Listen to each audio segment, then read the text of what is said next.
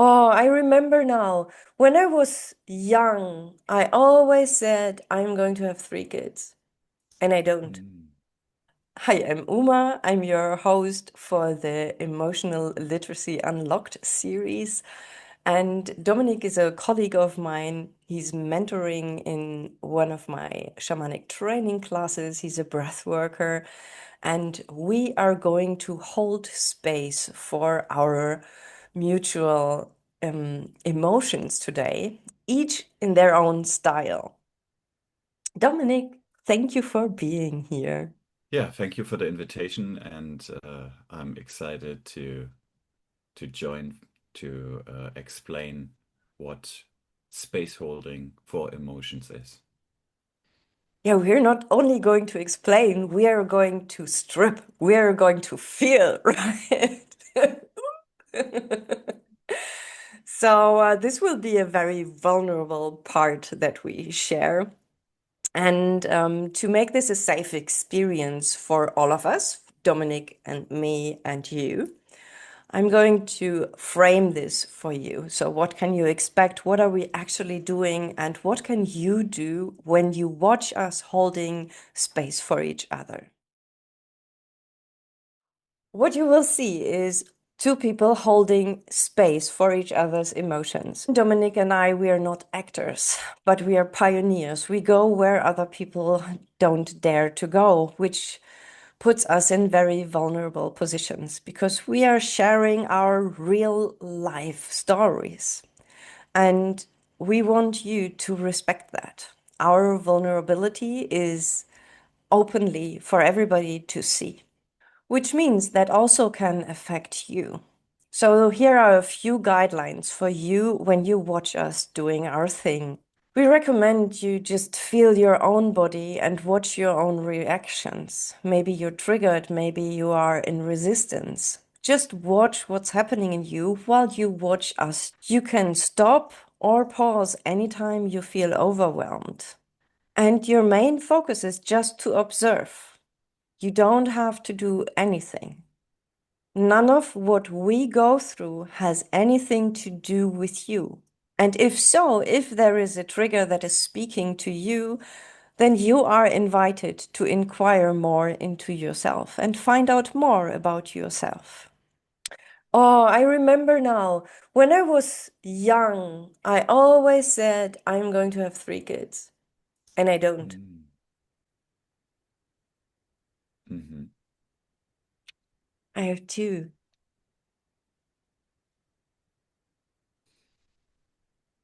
So Two.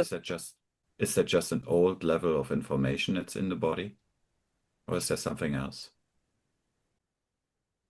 Sometimes we promise ourselves things as kids, and these promises stay with us.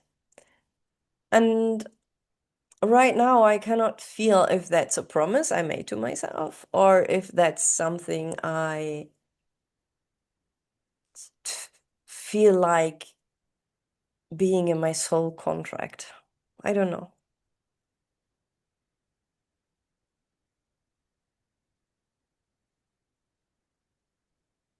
But So yeah, right you know, now I'm feeling something in my yeah, solar plexus.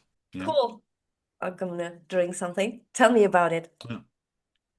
I feel a contraction in my solar plexus Mm. being tuned into this, tuned into the field. So is there something going on there?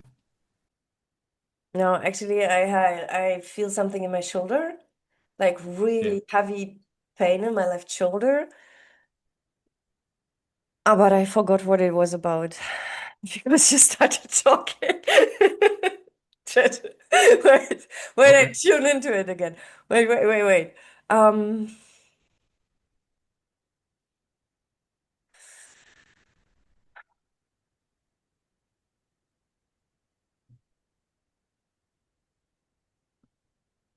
oh yeah, when I go into this childhood thing of I'm going to have three kids, I remember exactly when I said that out loud the first time.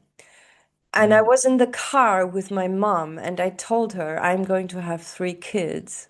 And my mom never took serious what I had to say. She always put me down, and it never was important whatever came out of my mouth. It was always wrong. And back then, I felt desperation. I felt Mm. so much desperation about why doesn't she believe me? This feels so important for me. And right now, with this pain in my shoulder, I felt the desperation again, but it was not the desperation that is linked to my uterus and bleeding, but the desperation that is linked to my childhood experience of my mom never giving a crap about what I had to say, Mhm. never Mhm. believing me. Interesting, right? Never would have thought that. Very interesting. Hmm.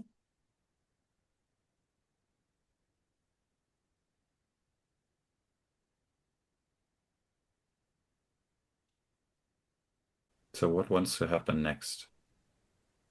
Does this experience want to be feel, want to be experienced? No, actually, it at the moment I saw it, it already went away. This is why I had to Okay. check back in. Right. Okay. It just wanted to be seen again because I've done this so much and I've experienced so much situations in my life where I was not believed by my parents or other people, where it was really important and I knew I was saying the truth. And sometimes the truth was so obvious, but people did not want to see that. So they pushed me down. And I went into these situations over and over again. So I have a huge part in me that is able to see me now. And this part immediately showed up in me, this healing part that is able to see me where other people could not see me. So the moment I realized my younger self not being seen, that part in me showed up, and that was immediately the healing that needed to happen. Mm. Now, when I feel into myself, there is no desperation for my bleeding. It's like it's gone. I also do not feel helpless. I feel like, hey, body, we're a team. We're going through this process of menopause together. Let's discover what will happen next. And I feel in myself a larger openness towards everything. I do not have any solution in myself. I do not have the solution of let's get pregnant again, or let's not get pregnant again, or let's suppress, or let's bleed all the time. I don't have any solution. I just feel at peace with what's happening in my body right now. Wow.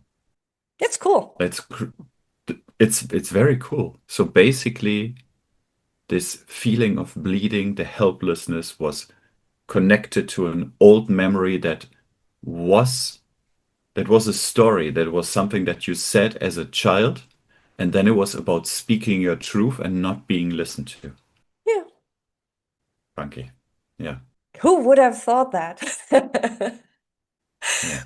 When I started thinking about what is it that I want to share, and I discovered, oh, it has something to do with women's health. But Dominic is a man. I'm wondering how he will do with a women's topic.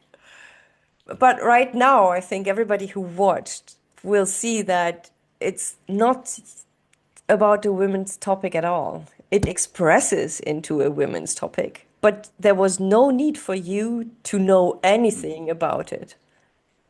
Just be there and witness and mhm, mhm, restate what I went through. mhm. Easy peasy, Exactly, right? exactly right. We had even spoken about this before. So in when something like this would happen, when I would like not know, when I would get overwhelmed, I would speak to it. But when you were speaking about it, I even noticed some resonance in my body. And I was like, okay, of course I don't know how that feels. I don't know how that feels, but it didn't matter. I noticed that we could continue in this topic, and I didn't necessarily need to know. I could stay in my space and redirect to you going through the experience. How did you do that? Stay in your space and make room for me experiencing what was going on in me? Hmm. Well, a few tricks that I learned recently are about grounding. So always ground back down. Kind of like when I feel, for example, there's a nervousness rising in my system. Oh, I don't know what to do. Like it's go like if energy goes up into my head, just to really feel into my feet, feel into my tailbone, and allow energies to ground, to find presence again. And also, like another thing, if the story, if like the person that I'm with, like pulls me in too much, like I'm going forward too much into somebody else's story, like to orient myself backwards into the backspace that helps me to stay with myself. So kind of like that I'm 80% in my body and 20% tuned into whoever I'm dealing with. Nice. And what are the actual things you feel like you have to do when you're holding space? Very good. I feel mostly give up the give up the urge to do, but kind of staying empty. Staying empty so that my body is kind of like a resonance body, that I can feel what's going on with you, to like keep my own story out. So stay clear, stay grounded, and maybe mirror back sometimes, like what is going on? What do I see? What do I observe is going on? Because sometimes, obviously, we are in our story and maybe we can not see the bigger picture. So let's like mirroring back the bigger picture Mhm. so that you can stay with the important information and maybe stay out of drama, stay out of your head. Sometimes, like always bringing it back to the body. Mhm. Yeah. Oh, I realized you did a very good job because the words you used I could resonate with. Sometimes when I get into spaces that are held for my emotions, people use words where I'm like, nah, that's only 60% of what I'm actually feeling. And then I'm like, no, it's not like that. It's more like that. But even if the person who is reflecting back not 100% correctly what I'm experiencing, it gives me the chance to be more precise in what I'm actually feeling. So both would be helpful. Mhm. It's just more comfortable for you if you're right, huh? It's more comfortable, but I also feel like this might be the point where people might go into resistance. Like if it's not 100%, they might not feel seen, not feel really received, and this is where you might go into your mind, oh, maybe this is not the right place for me.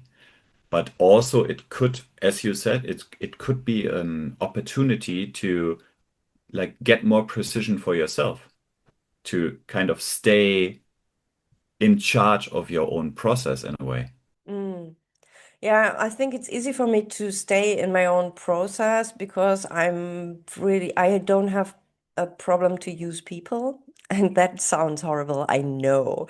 But if I ask you, can you hold space for me? I'm using your abilities and talents the way you could ask me to do the same for you. And that does not objectify you, it just specifies what I'm doing with your talents at that moment. So I'm using your talents and if you would not be tuned in 100%, since I'm the one who's using your talents, I'm looking for how can I be more precise so I can make use of your talents in a better way? Mm-hmm. Right? And so that's not adjusting me to you, but it's like finding a good common ground so I can use your talents. Yeah. And to do that, I have an open heart towards you, and I have trust towards our both of our abilities, which is this is the baseline. And because of this, I can manage through even if you would not understand me at all. I bet if you would not understand me at all, I would find that funny. And then I would just try again, even if I would be in a vulnerable position. But it's just because there is this open heart and trust, and I know what I want. It's like I am deciding the situation I am in, and I know what I want from this situation. And the moment I would leave that and would feel as I'm not in charge of my situation, I'm not in charge of my life, then I would get angry if I would be misunderstood. Mm-hmm. Because then I'm passive and then I need someone else to be my rescuer. And I don't need Yeah. that. Absolutely makes sense. Yeah. Yeah. Yes, cool. You managed that so great. I will do it completely different than you did, because each one has their own style. And I'm looking forward to our second part where you can strip naked. Yes. And emotionally make you vulnerable with your topic. And thank you for everybody who watched. And I hope you could take away something. Please contact Dominic if you want to have a room held for you from Dominic. He's doing a great job with that. Really awesome. And then let's switch over to the next part. Of course, like and subscribe because you want more of that, don't you?